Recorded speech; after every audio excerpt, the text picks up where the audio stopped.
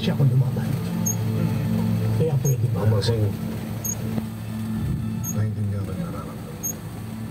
Eh kami ni Sundino, galing na rin sa kaibigan.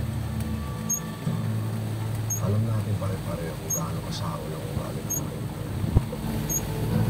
Huwag ka mag-alala. Sisiguraduhin natin na may imbestigahan ng pagkabalay. Maraming salamat. Sige.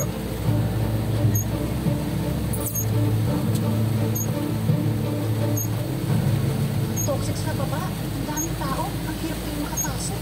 Bakit? Anong meron? Andiyan sila Mayor Guerrero. Nagpa-presko.